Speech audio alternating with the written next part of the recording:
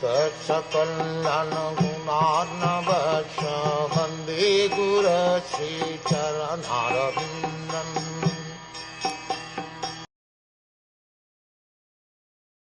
Aśvatthāma, the murderer of the princes, seeing from a great distance Arjun coming at him with great speed, fled in his chariot, panic-stricken, just to save his life, as Brahma fled in fear from Shiva. According to the reading matter, either Ka or Aka, there are two references in the Purans.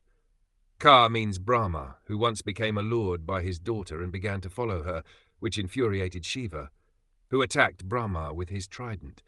Brahmaji fled in fear of his life. As far as Aka is concerned, there is a reference in the Vaman Puran.